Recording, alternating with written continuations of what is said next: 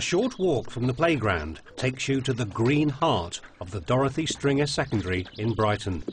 This building, once derelict in an overgrown corner of the school grounds, is now an eco-centre, surrounded by a managed woodland and a nature reserve. Together they provide a rich resource for teaching and learning. The school takes a twin-track approach to the environment. Rob is Sustainability Coordinator and Dan is Biodiversity Coordinator. We've always felt that to understand why we need to live a sustainable lifestyle, you need to contextualise that and understand why biodiversity is important. Yes, we do need to make sure that we're recycling and conscious of our energy consumption and those things, but if we don't have an appreciation for the wildlife around us, then what's the point in all that? Today, the eco-centre is being used for a topical demonstration. This is the Gulf of Mexico, and this is how the oil should have been capped by BP. But you succeeded where BP failed. We have succeeded where BP failed, but we were easier. The whole centre is an experiment. Pupils can monitor the impact of different insulation materials, including wool, dog hair and human hair, some of it the product of a sponsored head shave. What have you found out so far? We found that they're all similar insulators, but suitable seems to be the best.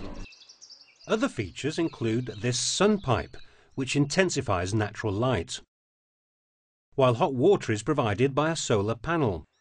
This is one of 22 panels around the school, sponsored by a Green Schools scheme. It's much more sustainable to work with buildings that you've already got, rather than knocking something down and building an environmentally friendly building. There's no shortage of locations that demonstrate the abundance and diversity of life, and the school wants to exploit them as part of its involvement in the International Year of Biodiversity. And this response here of is unfamiliarity, and one of the things that we're commonly saying is, no, not wow. Adjacent to the woodland is this stretch of chalk grassland, which is being developed as a butterfly haven. The ground has been contoured to create microclimates for the rare Sussex blue. It's a school project that's acted as the catalyst for the national Big Butterfly Count. The scheme started here at Dorothy Stringer High School and it has inspired Marks and Spencer's and butterfly conservation to take it further onto a national level. Last year we had the small blue butterfly colonise the site, and this year, just 2 days ago in fact, we found 4 small blues flying around, and it's the earliest site in Sussex, so it seems that we've got something right.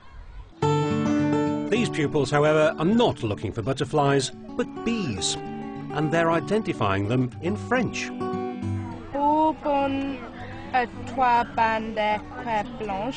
And we've seen Bourdon au corps noir et carouge.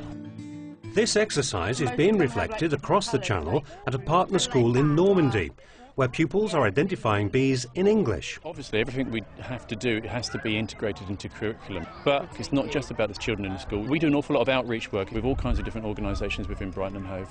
And if you can raise people's bioliteracy, if you can make them aware of why it's important to look after species, then half the battle is won.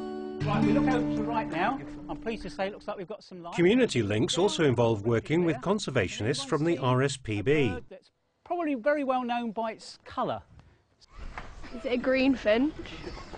Well, it is important to learn about the wildlife around where you live, so that you can encourage it, so that it doesn't run out or anything. Is anyone here?